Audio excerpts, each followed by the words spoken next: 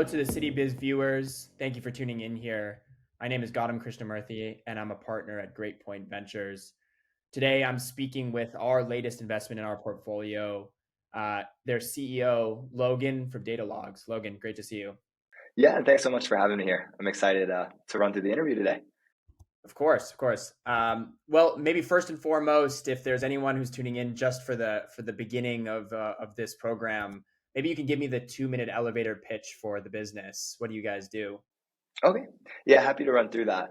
So at Datalogz, what we're doing is plugging into large companies' business intelligence and analytics environments. And when we plug in, we identify cost-saving opportunities, risk in these environments, as well as any performance and security issues. And just to break that down in a little bit simpler terms, so if you take an airline, for example, there's probably thousands or tens of thousands of reports, dashboards that exist to power this airline. But as more and more business users start creating insights, that environment becomes very, very messy and has what we call BI sprawl or business intelligence sprawl. So Datalogz plugs into that messy environment, cleans up all the junk, plus identifies security, governance, and performance risk. So we help any data team automate the management of arguably the biggest and most complex area within the data world, which is consumption and end users. So at Datalogz, we identify these cost, performance, and risk issues before they impact the business. Amazing. Yeah, that was a great 2-minute summary, and I'm sure we'll dive into multiple other pieces. You guys are kind of creating a new sector. You referenced BI ops a few times. Can you explain kind of where that problem statement really happens, and where did you first come to the realization that you need a solution on the BI ops side? Yeah, so actually going back to, I guess, before I started Datalogz, I was working at a large airline in the US. And hence the example that I gave a second ago, the airline example, that's always top of mind for me. But at this airline, we were having nearly 700 new reports and dashboards created on a monthly basis. So the environment was just growing, growing, and growing without any guardrails in place. So we identified this problem that as the environment grows, there's more cost, more risk, things start slowing down, there's mistakes being made. So we wanted to automate a solution to fix these problems to allow self-service analytics and reporting with the proper guardrails in place. And hence the term we ended up coming up with was BI Ops. But essentially what we're doing is an operational tool to equip BI administrators and allow them to run their environments smooth and effectively at scale. And so that's the kind of quick backstory of how the BI Ops term came to be.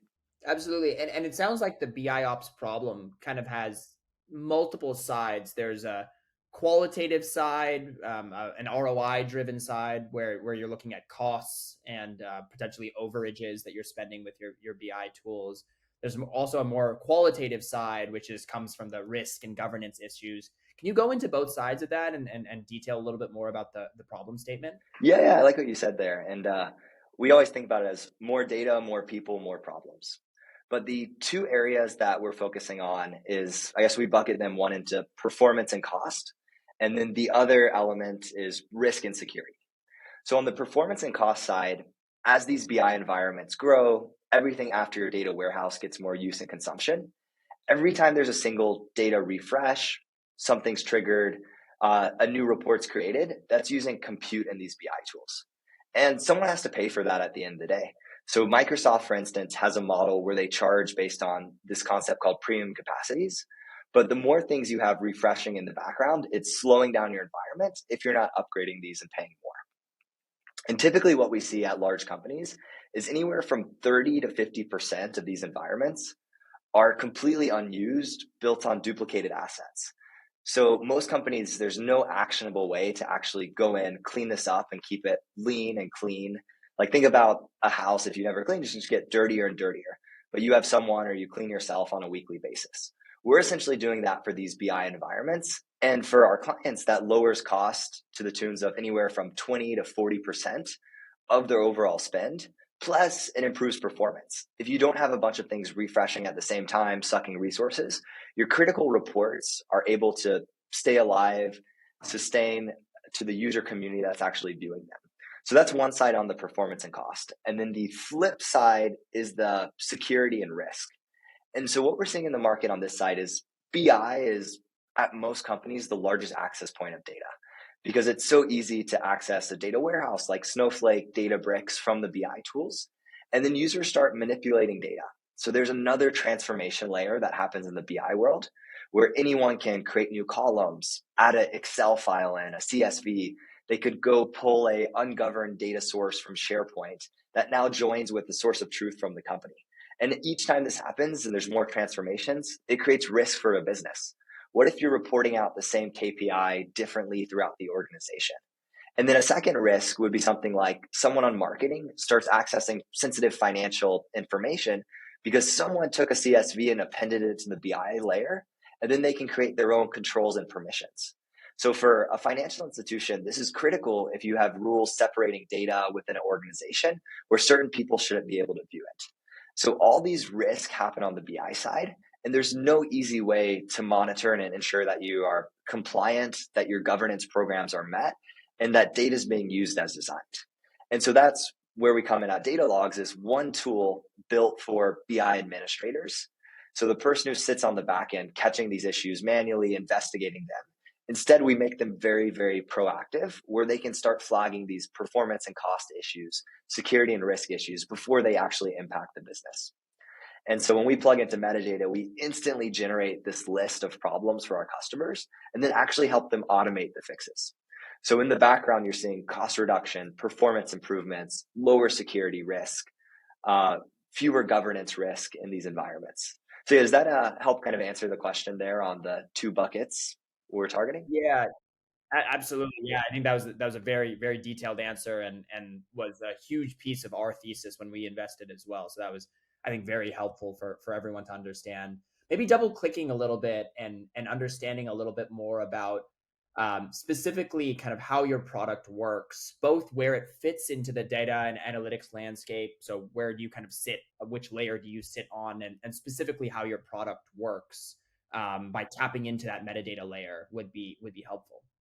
Yeah, so I guess if you think about what data looks like at most companies, there's typically different ingestion points that are feeding a data warehouse or a data lake. And that's where your data lives at the end of the day. But most business users are not writing SQL or Python scripts to interact with that data directly. Instead, they're using what we call Datalogz, the consumption layer, but tools that sit on top of the warehouse and lake to bring in data, allow users to very easily visualize it, create insights on top of it. And those environments are huge where there's thousands of users accessing the same data in the data warehouse, data lakes, plus bringing in their own data sources. And their goal is to ultimately power the business. So how can they create more insights, generate more revenue, lower cost within their organization? And to do that, you need data. So the way that data becomes actionable is in this BI layer. And that's where we're seeing this massive growth where there's more users creating more reports. And so at Datalogz, we sit on top of the consumption layer or the BI and analytics layer. And what we're actually doing is connecting to all the underlying APIs from tools like Power BI, Tableau, Click, the underlying databases. So Tableau, for instance, if you're using Tableau on-prem, you then have a Postgres warehouse beneath it that then stores information on what dashboards, reports, data sets are ingested into this environment. So at Datalogz, we find every single piece of metadata that's not actual data, so no sensitive information, but anything in the organization that exists in BI from source information, report names, usage patterns. We load that all into our system and then start creating thousands of insights on it automatically. So you can know, hey, this report's been duplicated 9 times throughout an organization. Or the CEO wakes up every morning and views his morning coffee report as he sips his coffee or her coffee in the very early morning, and to make sure that that data is critical up to speed. So anything in that BI consumption layer, that's what we're plugging into. Amazing. Yeah, super super helpful in terms of the product architecture. What causes a company to buy Datalogz or start to think about Datalogz? What are some of the functional pieces of the platform, the functionalities that companies think about when they're buying? Yeah, that's a really good question. And it, I guess, reminds me the VC conversations we had back in the early days. I think you asked that same question of what triggers, what are the critical events that makes companies want to buy? And for us, I guess, going back to those buckets and categories. So one is the performance and cost area. So where companies are realizing, hey, the amount we're spending on BI licenses, compute is getting out of control. We need to clean up the environment. So that's one where we see a trigger point for our customers, is where there's thousands or tens of thousands. Our largest customer, actually, that we're working with right now, has about 150,000 assets in BI. So it's just crazy amount of duplication and opportunity that exists within this environment. And so that's one, is cleaning up, making it a more manageable footprint. And then the second we're seeing a lot now is ahead of migrations. So companies who want to move from Tableau Click to Power BI, or vice versa, Power BI to Click or Tableau, you don't want to just lift and shift every single piece in the BI infrastructure, because then you're moving junk. And so by automating that cleanup, that's where we're plugging in at Datalogz to do. And then the third category that we're seeing a lot of demand for is on the risk and security side. So companies where there's some sort of critical event, where there's a breach in BI or someone exported something that they weren't supposed to, and they need a second layer to check and identify where there's potential risk and issues. So that's the third. And that business case, rather than our others rolling up to CDO, CIO, instead that's more going to a chief information security officer or a risk officer within an organization. And are there specific pieces of the Datalogz platform that companies are looking for when they're trying to solve those problems? Like, are there specific functionalities that you would highlight with them as you're pitching them? Yeah, so I guess the platform, we have what we call our Datalogz methodology, but we're connecting to BI tools, taking all the metadata that we can find. We are identifying issues, and those identification of issues fits into the buckets of the problem statement that companies come looking for. So if it's a migration effort, they want issues that impact that migration. If it's a cleaning effort, they want issues that identify where there's opportunity for cost reduction or performance improvement. And then the next piece of the platform in our methodology, so we have connect, we have identify, then we have actions. And these allow our users to automate the fixes to actually clean up and fix these problems. So some of them are workflows where you assign to a user. Others are actually built with some of the new AI components and LLMs, where we can automate and write code on behalf of our clients to do something like rebind 30 reports to one data set, or restart 60 failed refreshes at one time without an engineer actually going to have to investigate this. And then the last piece, and we wouldn't be a great software company if we didn't do this, is we track the impact we're making. So every dollar saved, engineering hours saved, is we're monitoring and quantifying that for our clients. So through that methodology of connecting, identifying issues into a few different bullets, helping our clients act on them, and then lastly, tracking it, that's our kind of product methodology, where we're identifying and solving issues that then relate to those previous problem statements that we talked about around cost, security, risk, governance, performance. Absolutely. Yeah. I mean, I think it all ties back to kind of the dollars that are saved on one side, and then the governance, risk, reporting issues that you face on the other side, and how do you solve those problems for your customers.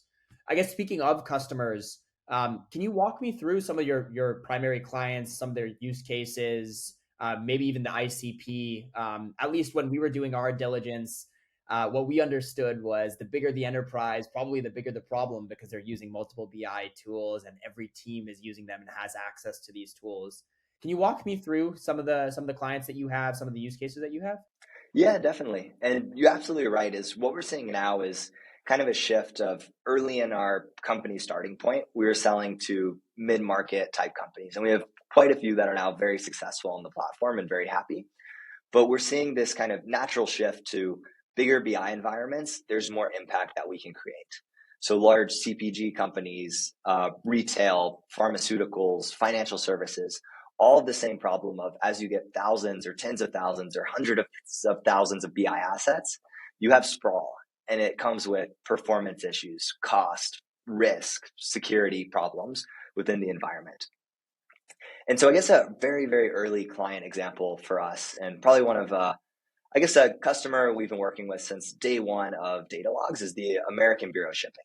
But they have about 15,000 people and several thousand BI assets with no central way to manage and catch issues before they happen. So if there's a failed refresh that impacts a business user, there's no way to identify it until that business user logs in and impacts. And as these kind of problems in the day-to-day are happening, the BI footprint is just growing and growing and growing. So they're constantly debating, hey, do we need to upgrade our premium capacities to a larger amount? How can we manage it and keep it under control?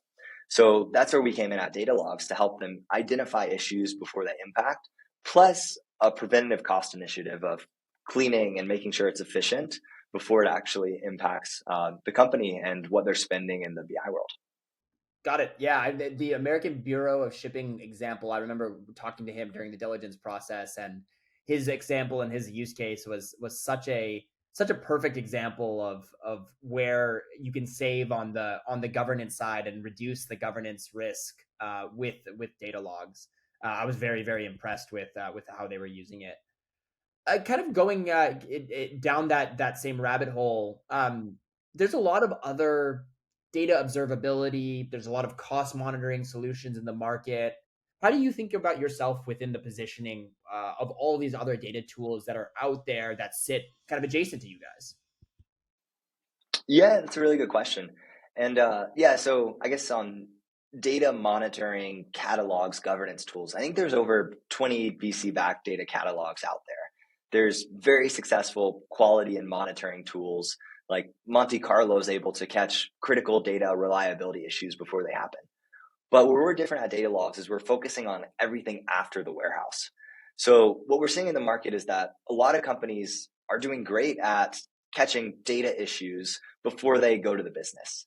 But the missing piece and what we're seeing this massive growth in is the amount of people who want to consume data and create insights. So these BI environments are growing very quickly.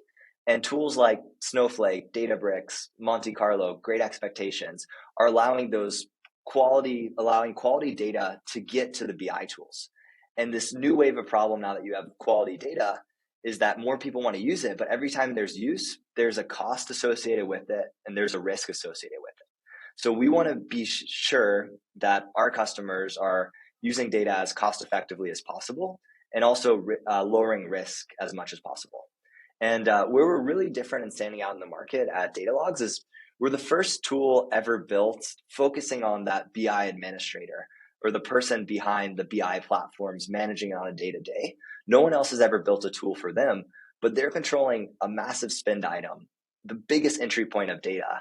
And these other data tools have enabled that area to have massive growth, but the same innovation just hasn't existed there. So at Datalogz, by focusing on that area, we've unlocked and are creating this whole new marketing category around BI ops, around the BI administrator.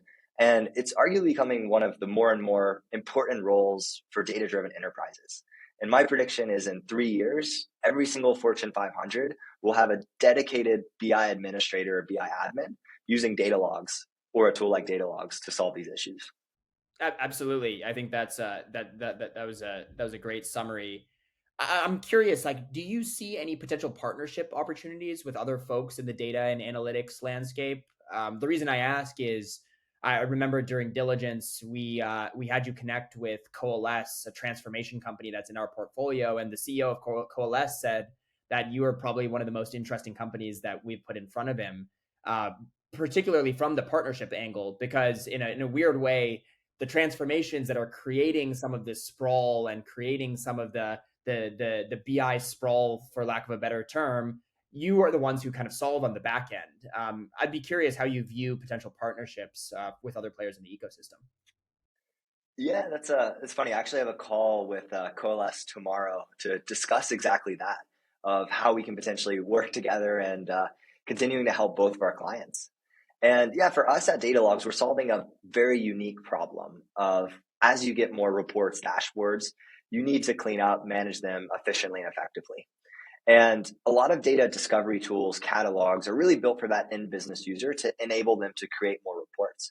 But what we're doing is creating more metadata, more insights on top of these reporting environments. So essentially enriching the data that's available. So I'd love a world where data logs produce metadata, plugs back into your governance tool like Elation, like Colibra, and helps you automate and management that.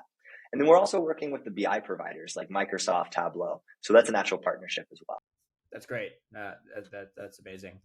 I want to switch gears a little bit here, and just talk about kind of the formation of Datalogz and some of the learnings that you've had on that side as well. Wanted to highlight them for all the other CityBiz viewers who are potentially not in the data space, but are just more here to learn about company building and company formation. You were founded back in 2021. You've raised 8 million in venture funding, gained a lot of traction. Give me some highlights of that journey, both before Datalogz, coming up with the idea, and then starting the company, making the first few hires to where you are today. Yeah, definitely. I'd love to kind of run through our story from the beginning. But yeah, I guess the starting point was I was working at an airline during COVID. And that airline, like many people in the travel and tourism industry, there was not a lot of travel actually happening. So they actually furloughed everyone 2 days a week for about a year. So I had a 4 day weekend every weekend for a long time. And so I was like, okay, rather than just wasting time doing nothing, I'm gonna do something more productive and start building this application. And it was doing something very different than what we're doing at Datalogz today. But it really started that entrepreneurship journey. And it just happened to go viral on Reddit, where we got almost 300 signups from a Reddit thread around solving some Power BI issues using an automated platform. Very cool. Very cool. We were able to turn those initial users into a lot of discovery calls. And we very quickly realized that what we were building wasn't actually a large pain point or problem in the market. So we decided to kind of shift gears, and we spent almost 8 months just doing discovery around what are the biggest problems on data teams today. And we kept hearing the same thing. BI is impossible to manage. It's growing. And so we ended up actually pivoting from the original product to what we're doing today. And we first built just a Python script and had our first customer agree to use it immediately. And that kind of kicked off the venture route and funding from there. That's great. What are some of the learnings that you've seen as you've transitioned from a major US airline, huge airline, being part of the data organization there, to kind of taking that entrepreneurial journey? Yeah, I'd say my day to day is very different. And so now I think my focus is really on building the best team possible and making sure we're solving high value problems for our customers and continuing to do that with an automated software solution. And so I guess one of the key learnings and areas that we've been navigating and growing in at Datalogz, I think, is this growth phase. Where before, when we were starting, it was me doing almost every piece of the business, from product management, our sales calls, our customer success. And now we're getting to build out organizations in each one. So it's really helping me shift from kind of IC level, doing a whole lot of things, to really leading and equipping our team with very experienced leaders that are helping us take us to the next level. Yeah, absolutely. And I think you highlighted something that I think is very interesting. The best CEOs to me are the ones who can hire a bunch of folks who can take away their roles and responsibilities so that they end up with purely just evangelizing the business, and being able to fundraise. Those to me are kind of the end all be all of a CEO, hiring a fantastic team who can get you to that place. Oh yeah, I was curious just to kind of flip the question back on you about learning and sharing with the audience just a little bit. What made you so interested in Datalogz to start with? I know, I guess I went out to your office one day just through an introduction, and we sat in a conference room and basically had a 2 hour conversation. But yeah, I'm curious from those early days. I guess I never actually heard from your perspective about what really made you so excited. Yeah. I mean, there's a lot of different reasons, but I think I can kind of distill it down into kind of a core three. So first and foremost, I think it's a huge piece is you yourself, as the CEO. I think all the interactions that we've had, all the conversations that we've had have been amazing. You obviously blew our team away and our investment committee away during the pitch process, which was fantastic. I think secondly, and these aren't necessarily in order. I think they're all of equal importance. It's the job that you and your team have done of kind of building up the product and the pipeline to where it is today. Obviously, you guys are still early, kind of raised seed funding from us, but having the folks in your pipeline and having the customers that you've had, at this point, really speaks volumes to not only the importance of the product for your customers and where it sits on their kind of relative needs scale within their BI organization and analytics organization, but also your job of really kind of pounding the pavement and doing a great job of selling into these customers and getting in front of the biggest enterprises on earth. Third piece is really kind of a thesis point that we've had for a very long time, and I think it guides a lot of our data and analytics investing as it stands today. It's really kind of a thesis around the data haves and have nots.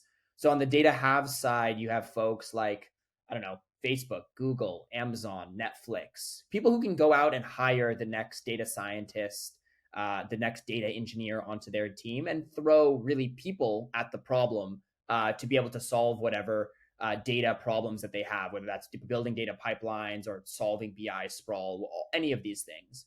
On the other side, you have the data have nots. These are still huge, huge enterprises, Fortune 500s, Global 2000s, who are generating a ton of data, who are constantly trying to figure out what to do next with that data to improve their customers' experience on the back end.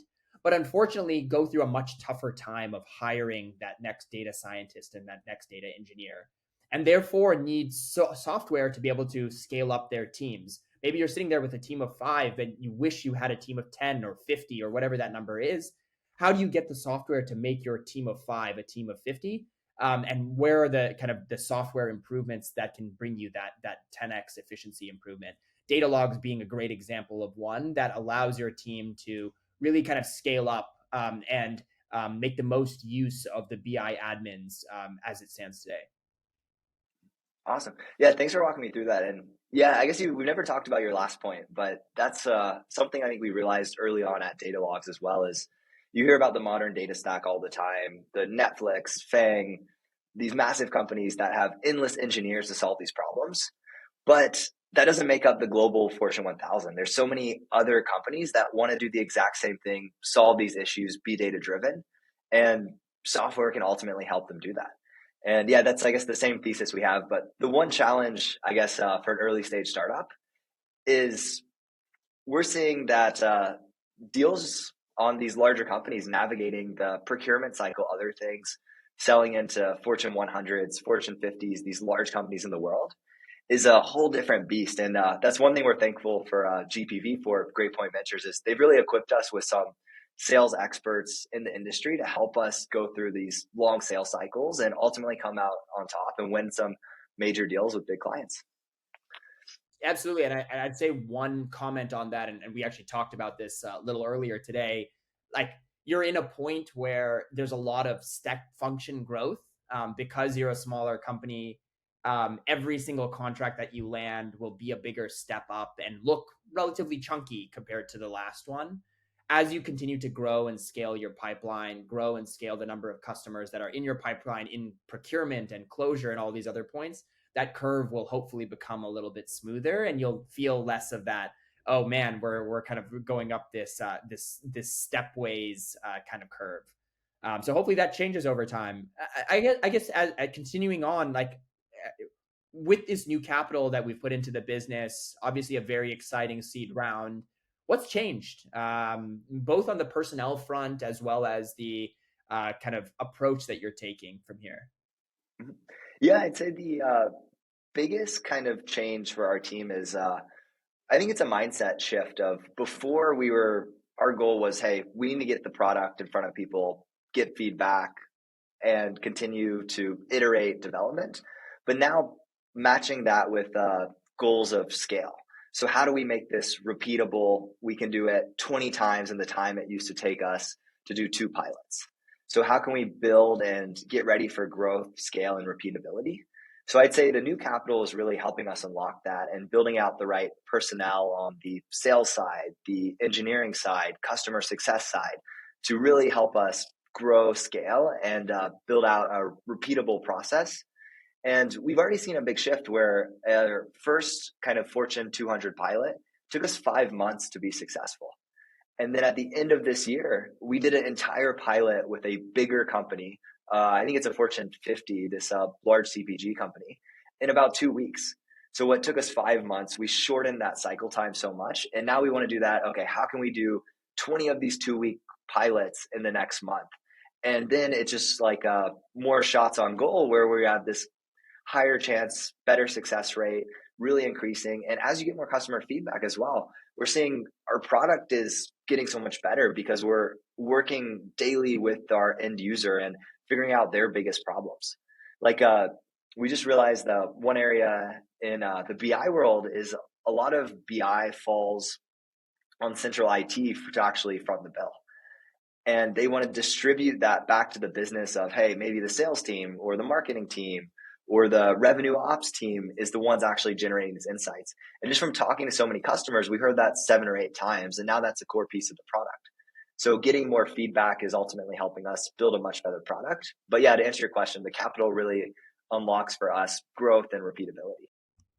Absolutely. Can you double click on those kind of growth plans?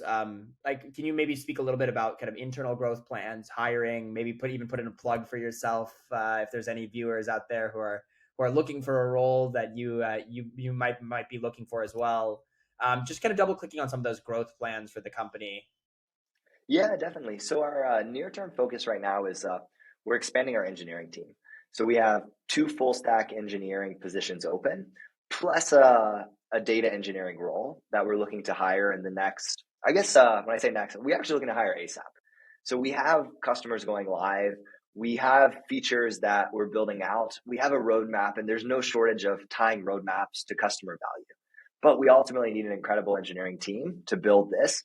We have one today, and we want to expand that, continue the culture, the mindset, and building out the product. And then the second piece, and a little bit later, but thinking more towards Q2, we're going to start building out a sales org. So right now we're really founder-led sales, plus we have a chief revenue officer that's working with us.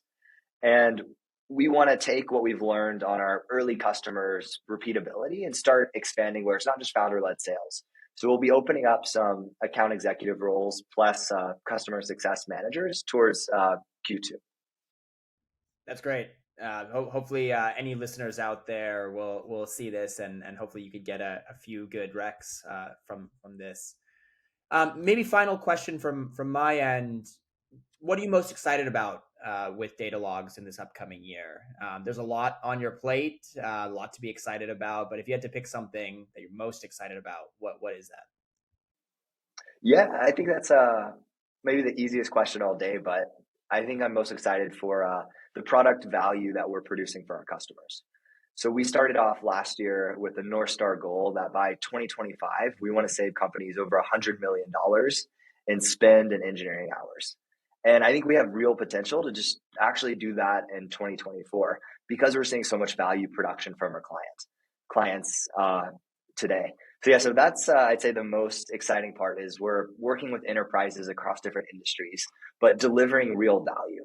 And I want to create that in multiples where maybe what we thought was a North Star goal of 100 million, we achieve it, and the next milestone's hitting $1 billion of cost savings and value for our clients. So yeah, so that's what I'm really excited about is continuing to iterate on the product to create real client value that's measurable. Absolutely, that's a fantastic goal, and it's amazing to hear that it's coming almost a year early for you guys. That's absolutely incredible. Well, Logan, I really appreciate the time. Thank you for hopping on here. To all the CityBiz viewers, appreciate your time as well. Thank you for tuning in. Awesome. Yeah, thanks so much for the interview, Gautam.